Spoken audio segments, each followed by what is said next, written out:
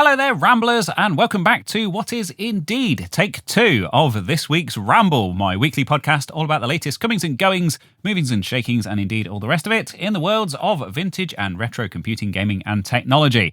Take 2 because I've just been sat here editing up the Ramble that I have just spent the past couple of hours recording in that way that I do. And apparently the intro got cut in half for some reason and doesn't seem to be recoverable. So we'll do this first segment all over again, shan't we? Anyway, it's not so bad. They say practice makes perfect. And first up, of course, we have the weather. Once more, it's the nights are drawing in. It's getting very dark indeed in the evenings, although I guess that's not weather. That's more kind of meteorological happenings, I guess, the natural progression of the seasons. But noticeably colder here, although not as wet as it has been. So I guess that's quite nice. We have actually also had some quite nice crisp, dry, sunny, cold days over the past week. So, hey, British autumn. Wonderful. But you're not here to hear about the weather, of course. You are here to learn all about the latest developments in the worlds of vintage and retro computing, gaming, and technology, as per the intro. And the first one that I want to talk about this week is not an old piece of hardware. In fact, it's a brand new piece of hardware, but it is a family of hardware that's very popular within this community, and of course one that very much deserves to be reported upon. So this is the new Raspberry Pi, the 500 Plus, of course, and a slightly updated and expanded version of the 500, which was their all-in-one keyboard computer thing. And this one adds some quite nice features like a mechanical keyboard with RGB backlighting and an internal NVMe drive in an M2 slot, or M.2 slot if you prefer. And all around just quite a nice kind of evolutionary improvement on that formula.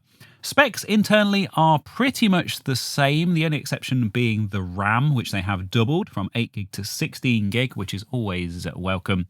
And a very capable CPU in this, indeed. So we do have the specs here. It's a 2.4 gigahertz quad-core, 64-bit ARM Cortex-A76.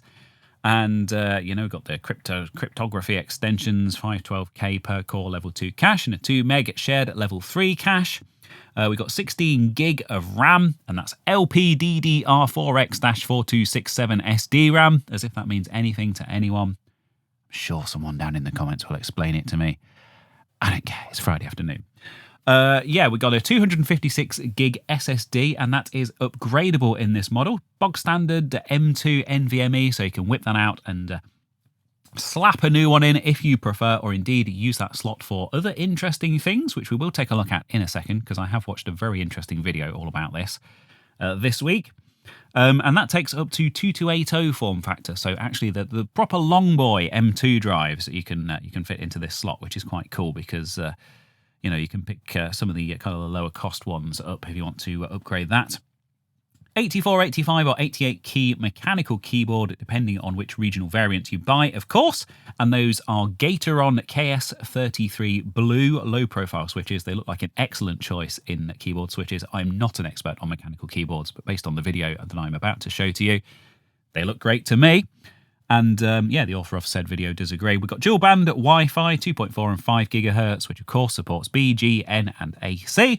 Bluetooth 5 and BLE, that's Bluetooth 5.0, and BLE, the low energy variant. Gigabit Ethernet, USB 3.0 ports, 2 of those, and a USB 2.0 port, which is perhaps where we are a little bit let down in the connectivity stakes. Would have been nice to have seen, USB-C 3.2 or whatever, and perhaps some faster connectivity options. But hey, for the target market for this machine, I'm sure it's probably not going to make all that much difference. It's not like you're connecting super high-speed drives for editing video and stuff like that. Or maybe someone out there is editing their video on a Raspberry Pi. I don't know. H.265 hardware support with dual micro HDMI ports. That's 4K P60 video output, which is fantastic to see. OpenGL ES 3.1, Vulkan 1.3, and it does indeed still have that micro SD card slot as well, even though they've added that NVMe drive internally. So, as we can see, I've already talked about the key switches, but we have some pictures here on the official website, raspberrypi.com, the Gateron KS33. Long travel times and quick actuation for a comfortable and smooth typing experience. Keycap puller is included, And you can actually change the keycaps. They are industry standard keycaps, of course, and the video, again, that I'm about to show to you does show some other options which I think look absolutely fantastic and really do transform the look of this machine. Got the drive here. It's an M2 drive, not really much to report on that. And of course, that programmable RGB backlighting. And of course, you've got all your standard GPIO stuff that you would expect from the Raspberry Pi. There are links to purchase this from various retailers down at the bottom of this. Of course, this will be linked in the usual places as per all of the stories that I cover. My two favourite places in the UK, Pi Moroni and the Pi Hut. Seems Pi Moroni have sold out, or maybe they're just accepting pre-orders. Perhaps their stock hasn't actually arrived yet. But they're selling it for £172.80, as are the Pi Hut. £172.80, and that is $200 in the US. The Pi Hut does have that in stock, apparently. I can highly recommend both of those. I've bought plenty of stuff from both of those retailers over the years. Fantastic members of the community. Now, the video I wanted to talk about was Jeff Geerling's review of the Raspberry Pi 500 Plus. Evidently, there was an embargo. Let's hit play on this. Evidently, there was an embargo on this because loads of videos appeared on my homepage at the exact same time. And I decided to watch Jeff's, and I'm very pleased that I did because he has done something rather interesting with this. He's as mentioned, he takes a look at some other keycap options for the Pi 500 Plus, and some really cool looking options in here, very retro looking keycaps. And most importantly, most interestingly, probably has the prestigious title of being the first person to, I was going to say hack, that's not quite right, but do something very weird and unusual with this model of Pi. So if you're familiar with Jeff's videos, you'll probably know that he likes connecting eGPUs to Raspberry Pis. And that is indeed what he does in this video, using that M2 slot, and he gets an absolute beast of a GPU. I can't even remember what it is, some kind of NVIDIA ray tracing, what is it? I can't even see. Whatever. You'll have to watch the video to find out. And of course, that uses Oculink, of course, it's the name of the technology, to connect those eGPUs over that, PCIe interface, I guess it is, ultimately. And it works very, very well indeed for graphics and also for kind of local LLM stuff, as he demos in the video. And, of course, puts the thing through its paces, and ultimately, very positive review indeed. What a cool-looking machine this is. Personally, I think it's a little bit pricey, 170 quid for a Raspberry Pi. You do get a good quality mechanical keyboard with that. And, of course, it's a kind of an all-in-one PC. All you really need is your keyboard, your mouse, and your display. And very, very capable as well, the Raspberry Pis nowadays, with that onboard H.265 support, 4K 60, video playback stuff. Of course, there's still the 500, which is the cheaper option. Raspberry Pi are still selling that if you don't want that mechanical keyboard or that upgradable internal M2 drive. And of course, there was the 400 before that, which was obviously not quite as powerful, but still an option if you're just looking for a basic kind of all-in-one Pi-based computer. So very cool to see that this week. Very popular indeed in the emulation community, and of course, as a teaching tool for for kids, like Jeff mentions in the video. He has one for his kids that's separate from Microsoft and Google's kind of ecosystems. A reasonably low cost PC, not a huge problem if they end up damaging it or it needs wiping or whatever, reinstalling. Quite a good option, and as we have come to expect from Raspberry Pi, I guess, a lot of thought has evidently gone into this, and it does look like a very cool, very well put together machine. So there we go. What a start to this week's Ramble. So, story number 2, and it's prop time already. That's right, I have a prop here on my desk to illustrate this next story, as I often do. And for the benefit of those of you who are listening to this on the podcast platforms rather than watching on YouTube, this is a boxed copy of Deus Ex, my original boxed copy from the year 2000. This is 25 years old now. Another big anniversary. Of course, we've had some quite big anniversaries in the worlds of computing and gaming in recent weeks. And I think it's fair to say one of my favourite games of all time, which I think pretty much anyone who has played Deus Ex to any kind of extent would probably agree with. There's a reason this is the cult classic that it is. An immersive sim, a first-person shooter, really nice, really kind of in-depth world around it, really kind of interesting political story, which I think is just as relevant today as it has always been. Great storytelling in the game. Of course, it had all of that immersive sim element to it as well, with the inventory management and the stat points that you could upgrades and things that you could do as well, which, bear in mind, 25 years ago in a first-person shooter type game was very revolutionary indeed. And speaking of revolutionary, of course, we had the recent sequels, Mankind Divided and Human Revolution, both fantastic games in their own right, and indeed a sequel back in the day called Invisible War. Anyway, moving on. One thing that this game I think has been crying out for the longest time is an official remaster. Now, I don't want to detract from the fantastic work of the community over the years on this game, because we have had, new renderers for it. We've had high-definition texture packs. We've had quality of life improvements, all kind of tweaks and things for Deus Ex, and they are all fantastic. Well worth checking out if you do want to play this game. And there was a release of this, kind of an official release of this, a couple of years back on Steam that kind of incorporated some of those elements, but kind of stopped short of being a full-blown remaster. And I'm quite pleased to announce this week that that has now been, announced, an official remaster of the original Deus Ex. So if we go to the official website here, Deus Ex Remastered, this is available for pre-order right now on the PlayStation, on Steam, of course, on the PC, and the Xbox, and it will be available to pre-order on the Switch at some point in the near future as well, although that's not actually gone live yet, as at the time of recording. We unfortunately don't have a huge amount of information as to what this is all about, or kind of what they're going to be kind of implementing as part of this remaster, but we do have a short paragraph and also a very short video, so I guess we'll talk about those.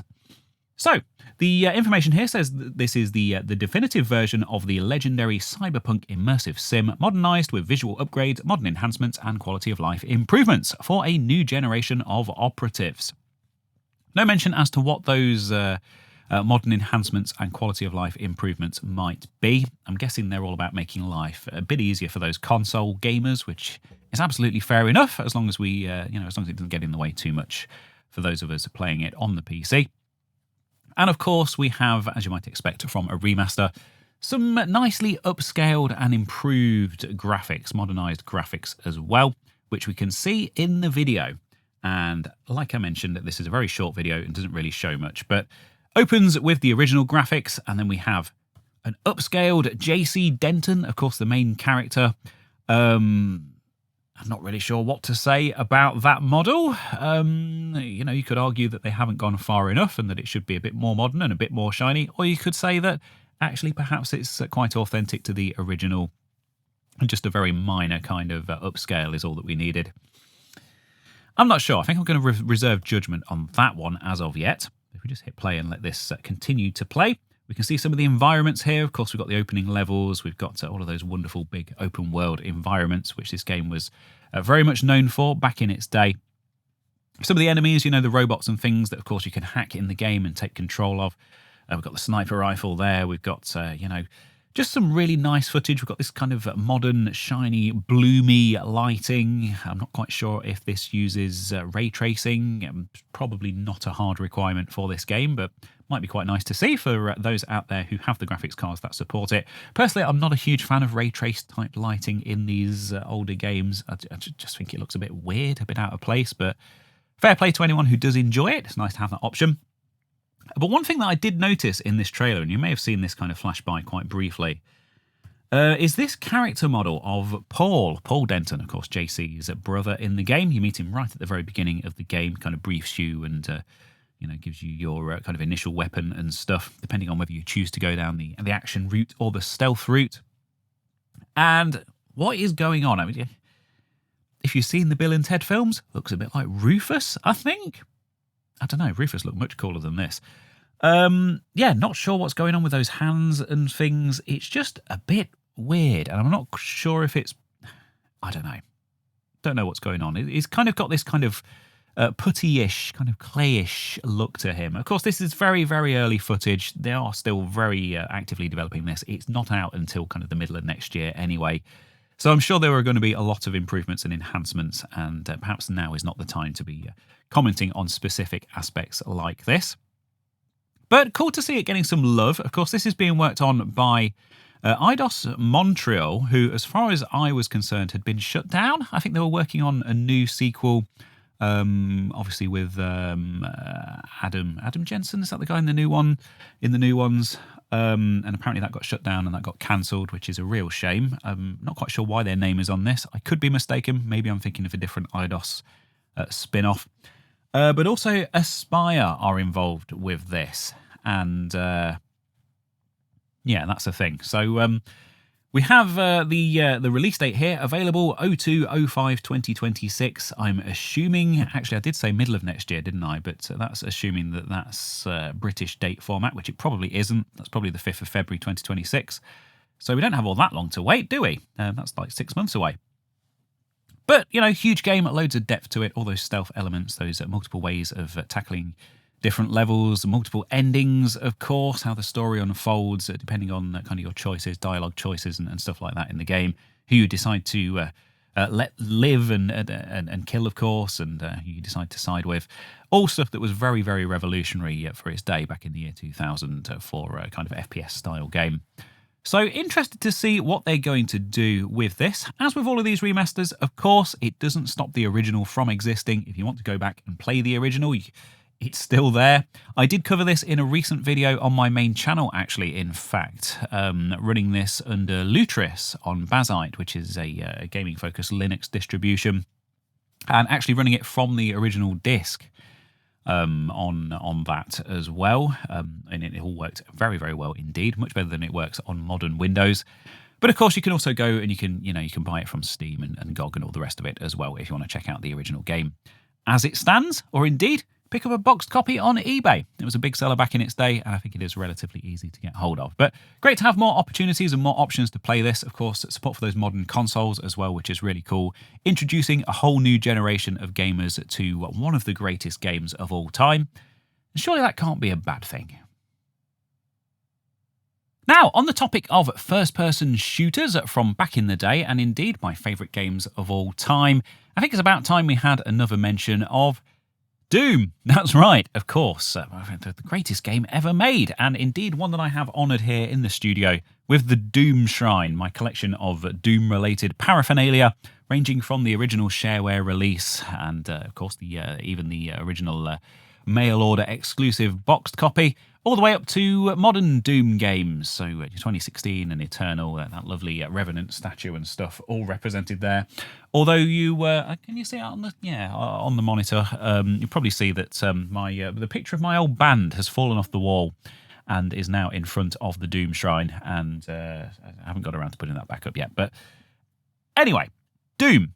It goes without saying that it is one of my favourite games of all time, if not my favourite game of all time. And one big thing in the world of Doom, of course, is running it on all sorts of weird and wonderful devices. The one that I always mention from recent years is, of course, the pregnancy test, just because it was quite weird. And, it's had all sorts of official ports to different consoles and computers and things. Unofficial ports as well to platforms that never had Doom back in the day that now do have Doom. And as mentioned, all of those kind of hardware devices and things like that. And I was actually, this is not the main topic of this news item, but I did want to give this a quick shout out if you want to go and have a look at this. Because I was actually very recently watching this video from Slope's Game Room, a good friend of mine. And this is a top 100 crazy ways to play Doom. So this is 100 different things that Doom has been ported to. So if you're not familiar with the crazy world of people running Doom on stuff that was never intended to run Doom, I can definitely recommend this video as a bit of an intro, although it is 40 minutes long. So I will say fire it up on your TV perhaps and make yourself a nice cup of tea. Or maybe watch it over dinner. I think that's what I did the other night. But yeah, there is one that isn't covered in this video because it has literally just hit the internet and, unfortunately, just missed the cut for Dan's video. So what am I talking about? Well, this is Doom running on a vape, believe it or not. Now, I will say, this isn't actually running on this device. This is a way of basically streaming video to the color screen that is built in to this vape. So this is actually running on a PC separately to this, and this is a firmware that you can install on this thing and stream any kind of video that you like to it. It just happens in this case that the person is showing it running Doom. Does that count as running Doom on a vape? I don't think so. And to be fair, you know, the author of the video does also kind of admit that, yeah, it's not quite that, but still quite impressive, I think. Not a vapor or a smoker myself, I will say, but, you know, of course I'm familiar with these devices. I know that they exist, but didn't know that they made them with this kind of computing power on board and these full colour screens. I'm not quite sure what the point of that is. Maybe you can let me know if you are more familiar with this kind of thing. But still, interesting to see Doom running on yet another device, and of course a very low-powered one as well. You know, not much computing power at all on this. Very much downscaled for the very limited colour palette and you know, resolution of this screen. You can just see here that the author, Aaron Christoffel, is talking about the specs of the CPU and stuff inside this vape. So this is a 32-bit ARM Cortex M4 processor. It has 144 megahertz operating frequency. It's got 64 kilobytes of SRAM. It's got 384 kilobytes of flash memory, and it has you know, IO, DMA, and all sorts of stuff. Which why does it need it? I don't know, but it's glorious to see Doom running on something quite so silly. So there you go. That's another thing that runs Doom, although, you know, perhaps not quite. But hey, this has all been made available as open source, which is great. So you can go to the GitHub and you can actually download the firmware and load it up on your own vape if you like, if you get tired of all that nicotining or whatever it is people do with these things, and, you know, fancy watching some video and stuff on it instead. The video does also show some other stuff running. So we have, of course, the classic Bad Apple demo here, which we've seen running on pretty much everything. And also, quite nicely, includes a bit of a poke around the internal hardware and a bit of an explanation as to what that's all about as well. So, yeah, interesting project. There is a 4-minute video on this, and of course, a GitHub repo, which will be linked down below, as per all of my other stories in these rambles, as I always do. But if there's one piece of advice that I could give to any of you out there is don't take up vaping. It's very addictive. Not good for you. Better than smoking, though, I guess. An update now to a story I reported on a few weeks back, and this was the one all about the Sega MegaLD, the Pioneer LaserActive, which was that Laserdisc-based console, and of course there was the Sega MegaLD, which was the Mega Drive or Genesis plug-in module for that, which allowed you to play Laserdisc-based Sega Mega Drive games. A very, very obscure console back in its day, and indeed one that had never really been emulated successfully in the past. And I reported that there was actually an effort underway to fork the Ares emulator, which is a multi-system emulator that runs kind of all of those consoles and things from back in the day, to create a specific version that could actually run these Pioneer LaserActive Sega MegaLD games.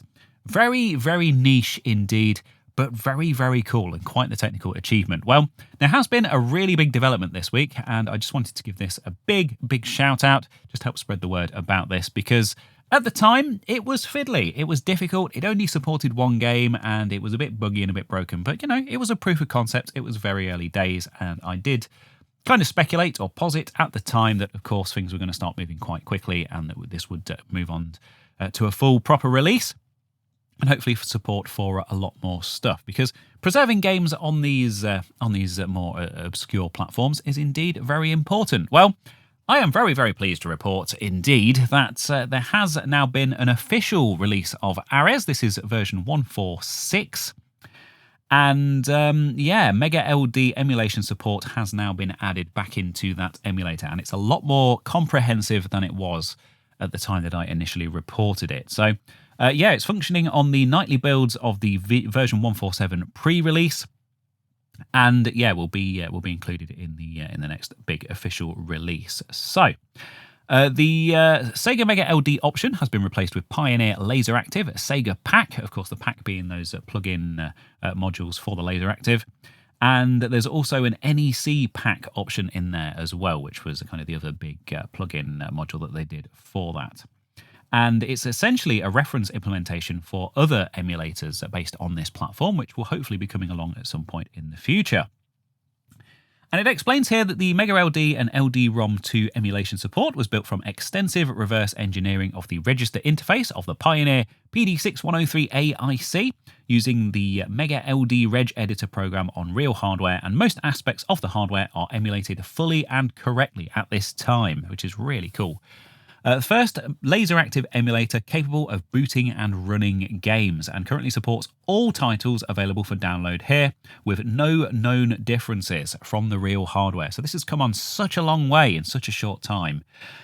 We have the links to the BIOS files, which you do need to download to be able to play these, but other than that, fairly standard emulator experience. You can go in and load some of these games and play those and see what they're all about. So the games that are supported, we have 3D Museum, A Demon's Judgment, Don Quixote, A Dream in Seven Crystals, Ghost Rush, Goku, High Roller Battle, we have the global release and the Japanese release there, Hyperion, I Will, The Story of London, JB Harold, Blue Chicago Blues, which looks like a FMV game. It's not one that I've heard of, but probably worth checking out. Oh yeah, an FMV murder mystery detective game with a surprising amount of freedom. Of course, that was kind of one of the benefits of the Laserdisc platform at the time. Of course, you could include that FMV with those games. And of course, as you might expect, quite a few games taking advantage of that. Yeah, JB Harold, which I guess is another game in that series. Manhattan Requiem. Oh yeah, it's the follow-up. Does not use FMV for the gameplay, just the intro. That's a shame. Why do you want to play that? We have a NSFW, not a game at all. It is in fact the 1991 German TV film Murderous Decisions. And this was an experimental film where there are two distinct versions of the film, each shot from the unique perspective of its two main protagonists. And it was originally aired precisely the same time on two separate German TV networks, with viewers encouraged to actively switch between the channels during the film, to choose a protagonist to follow when they separated or had different views of the same scene. That's really cool, isn't it? So, yeah, that actually uses the LaserActive and has the video streams for the two different protagonists, and you can actually switch between them. That's an experience that, was kind of... other than that, the initial broadcast on German TV was, kind of a quite a unique experience, I guess, to the LaserActive. So that's really cool to see. We've got a prototype of Myst, a couple of different versions of Myst prototypes, which of course was in development for that platform, but never saw an official release. Pyramid Patrol, we've got Quiz Iconosaurus, Road Blaster, of course, a classic FMV game. QTE game in the style of Dragon's Lair. We've got Rocket Coaster, a few different versions of that. That looks like a really cool game, racing type game. We've got Space Berserker, The Great Pyramid, edutainment title allowing you to explore the history of ancient Egypt with video sequences showing the pyramids and numerous other historic sites in Egypt. It does say here that on all of these that they are initial releases and that the quality of the video will improve. These are quite large as well, I will say. I mean, some of these, that one's 72 gig. I think I spotted one that was well over 100 gig. 36 gig here for Time Gal, animated QuickTime event game. Triad Stone, another QTE game. We've got Vadra, which is a Rails shooter. Seems to consist entirely of a series of long mech-style boss fights in one stage after the other. And Vadra 2. So loads of stuff, loads of games supported now, and indeed we have some of the tools available. We've got the program editor, we've got some dumping tools and registry editors, and a reverse engineered BIOS here as well for anyone looking to kind of build upon this and create those other LaserActive based platforms for this emulator. But such a monumental effort on this. The first time this system has been emulated, and the first time anyone outside of owners of the original hardware have actually gotten to experience some of these games, which are very, very much unique to this platform and its own kind of weird and specific hardware, which is really cool. Always cool to see in the emulation scene. So as you might expect, that will be linked in the usual places if you want to go and give that a download and check it out. And of course, some of those rather enormous game downloads as well, all of that video footage, all that FMV footage and stuff. Cool to see. My hat is off to the developers. And yeah, nice to see the pioneer LaserActive's games being preserved.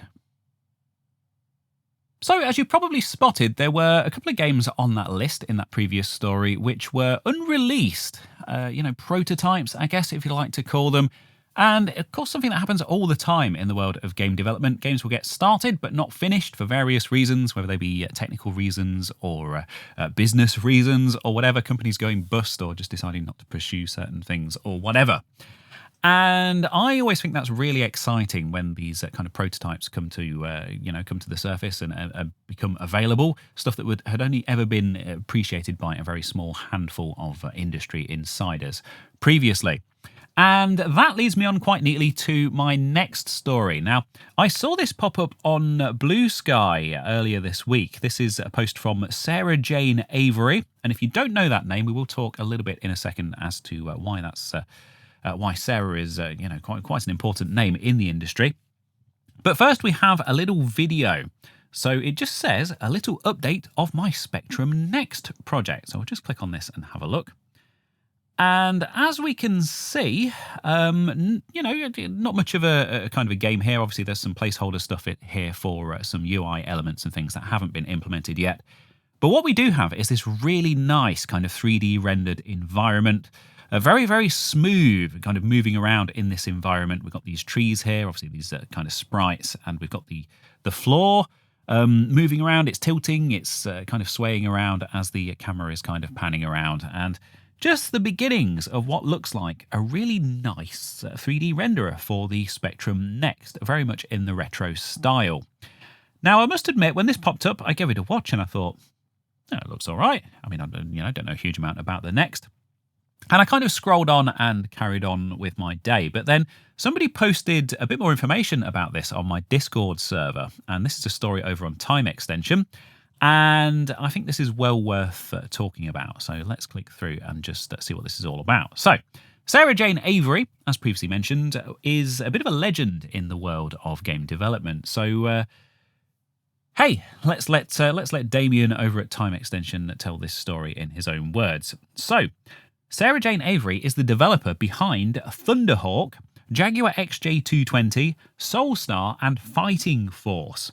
And is working on what could be the most technically advanced Spectrum Next game yet seen. So Sarah worked on Core between 91 and 2003, and also has credits on Elite Dangerous, Zoo Tycoon, Connect Disneyland Adventures, and Without Warning. And more recently, Avory has produced titles such as Zeta Wing 2, is that Zeta Wing or Zeta? I don't know. Briley Witch Chronicles, and has only recently begun working on the next generation ZX Spectrum. As you can see from the footage below, Avory is pushing the hardware in an exciting new direction, mimicking the Mode 7 effect seen on the SNES all those years ago. The game is called Delphium, and is actually a revival, there we go, of a past project which never saw release. Back in the 80s, I wrote a Commodore 64 space trader game named Delphian, she says on social media. It used software resizing sprites. You could land on planets and walk around. The game was finished but not released. So for Spectrum Next, I'm coding Delphian using 256 colour resizing sprites. And there are some links here to follow Sarah over on various social media platforms. And she has also teased what could be a potential follow-up to this project, which would be Space Harrier, which of course absolutely fantastic, iconic game from back in the day, and of course would fit this engine technology very well indeed. But yeah, interesting to hear about Delphian. It's not something that I knew anything about, but a game that was apparently finished and on the Commodore 64 and never actually officially released. So it sounds like a bit of an Elite clone, a space trading game. So it makes sense that obviously Sarah would go on to work on the Elite games. And there is a blog post here over on Sarah's WordPress blog as well, which goes into a bit more detail about the background behind Delphian and what that's all about as well. So I'll link to that for you as well if you want to check out the background. And while I'm over on time extension, there is actually another kind of unrelated story that I just wanted to touch on very quickly. Because this also kind of came up on my Discord server this week. And this is a new add-on for the Mega Drive, or the Genesis, if you like. It's called the Mega Smart Drive, and it is a really nice kind of modern hardware expansion, extension, upgrade, whatever you want to call it, for those consoles. So, yeah, it adds region-free support, so it supports all 3 regions, PAL, USA, and Japan. I will say with these original consoles, I believe if you want to play the Japanese cartridges on the Western machines, you need to modify the cartridge slot because they were square rather than having kind of the notches in that our consoles had. But of course you could play stuff from a flash cart or whatever. So yeah, region-free support, 50-60 hertz switching. It's got an on-screen display built in and in-game reset, which is quite cool to see. And it is a quick solder install as well. So it's all controlled directly from the controller, and you can go and get that from deltaisland.com. And there's a bit more information on here about what this is all about, but to be honest, I think it's all fairly self-explanatory. You can select stuff like your region and your frequency. You can overclock your console from the on-screen display, which is quite cool to see. It's got built-in status LEDs, which are optional, which is always great because I personally don't like adding a load of LEDs and things to these old consoles. I think it does spoil the look of them. Says grumpy old man Reese. And yeah, of course they are recommending here that you use an RGB SCART cable for the video output as well if you want to use one of these. But very reasonable price, €27 if ordered outside of France, and €29.90 for international buyers. But of course that doesn't include installation, so you will need some soldering skills to be able to install that in your Mega Drive. But yeah, just thought I'd give that a quick mention as well, just in case you aren't aware of it. And yeah, it looks like quite a nice comprehensive mod for these systems. Quite reasonably priced as well, I think, for what it adds. Something hot off the press for you next, as this has literally just landed as I've been sat here recording this. This is a new add-on, a new upgrade for the Atari ST, which is always great to see. Yeah, really great scene around the ST, of course, modern hardware upgrades and mods and things, and of course a fantastic homebrew scene as well. But I think it's fair to say one that doesn't get reported on quite as widely as some of the other machines like the Amiga and the like, just because that scene is quite a bit smaller. So always something that I am quite keen to cover on my rambles and of course on my channel, although not something I've covered for quite a while. Probably need to do an update video on that. But anyway, this is from the creators of the Side cartridge. Now, the Side cartridge is one of those aforementioned add-ons. It adds support for emulating disk drives, and you can add a USB mouse, that kind of thing. All sorts of really nice kind of modern features and things with this Raspberry Pi Pico-based cartridge that plugs into the ST. And of course, kind of programmable as well to add future features and whatnot. But the creators are not resting on their laurels in their ongoing quest to, max out the ST and make it the best possible experience that it can be. And the latest development in that world is this new power supply, which has just been announced over on Twitter. So, new product drop, USB-C PD multi-rail PSU drop-in replacement for Atari ST, STE, and Mega ST. And it looks like this is for the machines with the internal power supply. So, of course, some of the very earliest ST machines had an external, quite a big chunky power brick. But like your STFMs and your STEs, Mega ST, of course, all had that internally. And this is a straight drop-in replacement for those, which allows you to run the whole machine using USB-C, which is really cool. I've been working on this for a while. You've seen it on socials, following the European trend to power everything through a USB-C PD-capable charger. So here it is. Clean, modern power. The board negotiates USB-C power delivery and generates plus 5 volts, plus 12 volts, and minus 12 volts inside the case.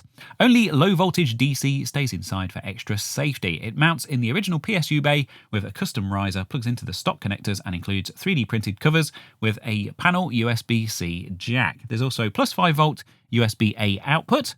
And that is, of course, to feed add-ons like, for example, the Ultra Satan, stuff like that, which need a USB power connector.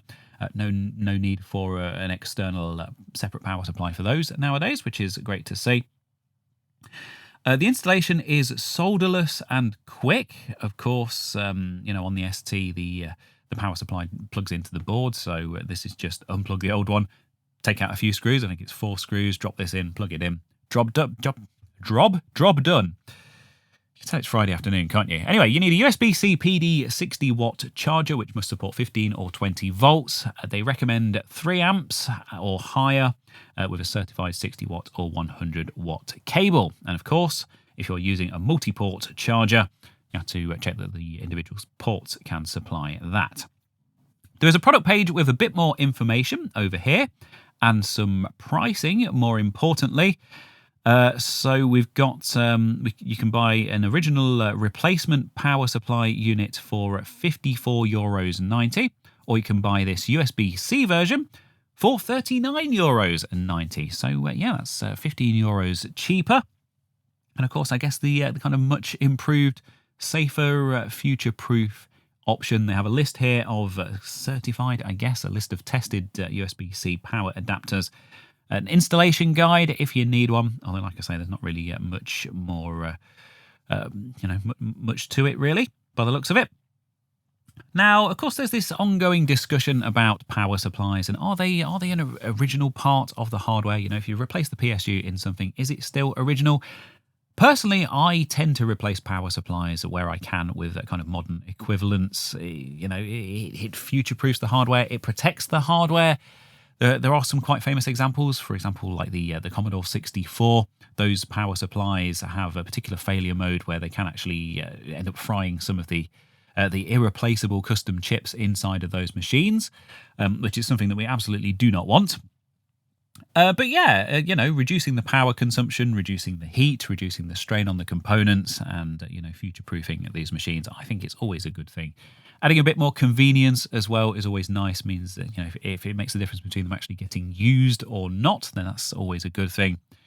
And yeah, just great to see more hardware development going on in the Atari ST world. And Side Cartridge, of course, very well known for their excellent hardware add-ons.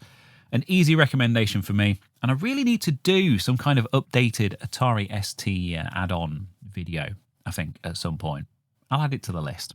Anyway, there you go, €39.90 if you have an Atari ST and you want to convert it to USB-C PD power. There is now an option to do that. And that, my dear Ramblers, brings me around quite neatly to my regular Video of the Week feature, wherein I feature a video, or indeed videos, which I have watched here on the old YouTubes in the previous week, that have entertained or inspired or educated or otherwise improved my life in some small way.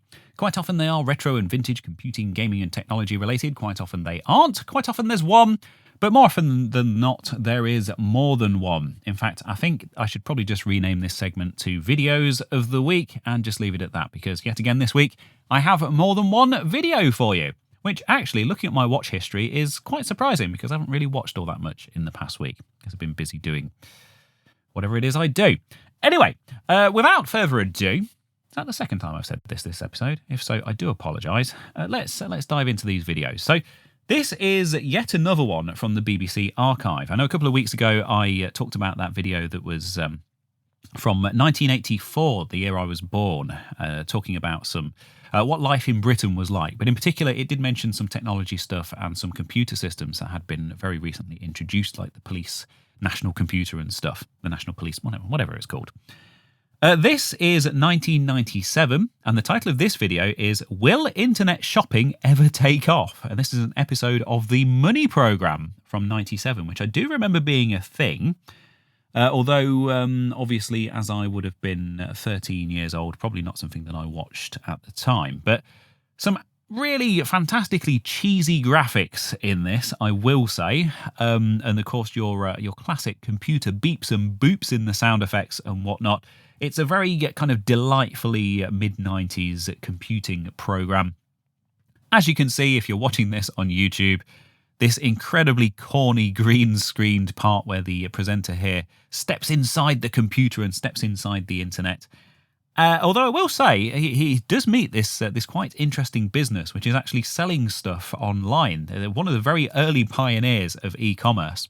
And it's a bakery. They're selling their cakes on the internet and actually shipping them all over the world from a website, which they show you a bit later on in the program. A very, very 90s affair indeed. And there are people pointing out in the comments that this bakery is actually still going strong and still selling stuff online even today, which is really great to see. So I enjoyed that particular aspect of this video. It's only 10 minutes long anyway. But there is also an interview here with an up-and-coming young upstart in the world of e-commerce, of online selling. So we'll just have a very quick look at this. This is a chap called Jeff Bezos. I'm not quite sure whatever came of him. But he had a website called Amazon.com, which was only 2 years old at this point, had lost a huge amount of money, wasn't profitable at all. And he talks here in this interview, an incredibly nerdy and awkward Jeff Bezos, talks here in this interview about how selling books online is going to be the next big thing. And then there's another company featured in this called the Internet Bookstore, I think it's called, the Internet, something like that, which didn't make it. The Internet Bookshop, which was a British online bookseller, which, sadly didn't go on to become Amazon. And the whole thing is just fascinating, just this whole kind of slice of life. And I appreciate I've kind of spoiled a lot of it for you there, but this whole kind of slice of life from 1997 and people looking forward to the future of the internet and what it might hold, and the potential market for hundreds, if not thousands, of online sales every day as a result of the internet. That's not a direct quote. That's just me talking rubbish. But great video, only 10.5 minutes long. If you can watch it in your country, I know some of the BBC stuff is kind of not available outside the UK, but I really hope this one is. I will link to that. Apparently it was first uploaded a year ago, so I'm not quite sure why it's only just popped up on my recommendations, but I'm very, very glad that it did. And for my second video of the week, this week, I have a bit of a narcissistic one, I guess, as I'm actually in this one, although it is not a video from my channel. One that I have talked about before, but this is the latest installment from Rob Smith, who, of course, built his Alien scanner from the Aliens films. A really fantastic hardware build, this hardware and software and 3D printing, all of those different elements coming together as you would come to expect from Rob's channel. But I enjoyed this one because I am in it, and we all went to a laser tag place in our hometown of Leicester called Laser Quest. And we actually recorded Rob using this scanner to try to chase us around Laser Quest. This is what we did one evening a few weeks ago and had loads and loads of fun. There's some fellow YouTubers on here. So there's Andy from Hack Build Restore. We've got Goldfish on here. There were, a couple of others all kind of fully credited in the video. And we just had loads of fun. And it shows that this thing actually works in a real life setting and kind of shows the final version and how that was built, how it's put together. Really fascinating, a hardware project in its own right, but also some real life fun as a result of that, and some real life socializing as well, which is unusual for us tech YouTubers. So noteworthy and worth talking about, I think. But there you go. That's enough of the real world for this week. We shall all retreat back to the internet from whence we came. That's all I have for you for this week's Ramble as well. So big thanks, as always, to Steve's Tech Shed, Nemo, Silver, Technic, Gravitone, and Flibblsan, and of course all the others over on my Discord server who were on there posting stories and chatting about them this week. So big thanks to everyone for that. Makes my life a lot easier when it comes to putting these rambles together. But that's it. That's all I've got. So thank you ever so much for watching. Of course, this goes out every week, 2 minutes to midnight on the podcasting platforms like Spotify and the like, and also on YouTube on my second channel, youtube.com/ReeseRambles. And that's 2 minutes to midnight UK time. So I shall hopefully see you in the same time and place next week. That's all I got for you. Bye.